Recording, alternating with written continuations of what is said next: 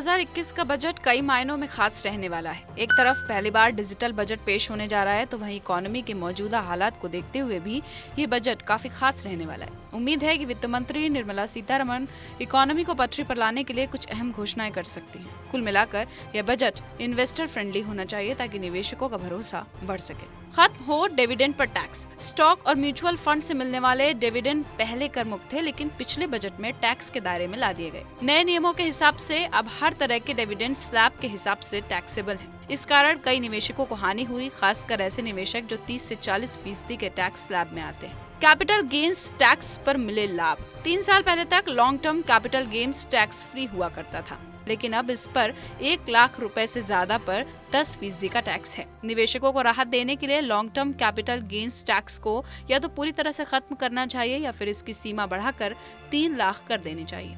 साथ ही लंबी अवधि के निवेशकों के लिए अनक्लेम एग्जम्पशन लिमिट को भी 5 वित्त वर्ष के लिए बढ़ाना चाहिए। एक निवेश एक टैक्स। अलग अलग निवेश पर अलग अलग टैक्स लगाने से बेहतर होगा कि एक निवेश एक टैक्स। अभी मौजूदा दौर में स्टॉक के लिए 1 साल, रियल एस्टेट के 2 साल और गहनों और डेट फंड पर 3 साल का समय है।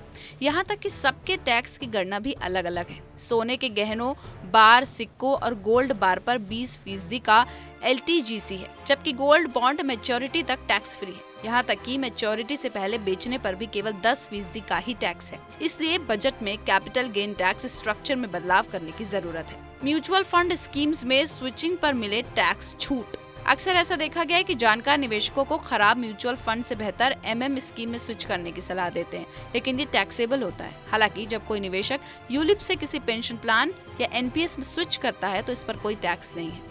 म्यूचुअल फंड स्विच करने पर कोई टैक्स नहीं लगना चाहिए। इस राहत से म्यूचुअल फंड निवेशकों का भरोसा बढ़ेगा और वे ज्यादा निवेश कर सकेंगे। अंत में डिविडेंड पर टैक्स हटाने और होल्डिंग अवधि के डिफरेंसेस को ठीक करने से निवेशकों में एक नया विश्वास पैदा होगा, जिससे वो ज्यादा से ज्यादा इन्वेस्ट कर सकेंगे और इकोनॉमी को भी बूस्ट मिल सकेगा। हमारे वीडियो को लेकर आपकी क्या है राय, हमें कमेंट बॉक्स में जरूर बताएं। बाकी देश और दुनिया से जुड़ी तमाम खबरों के लिए सब्सक्राइब करें हमारा डिजिटल चैनल TV9 भारतवर्ष।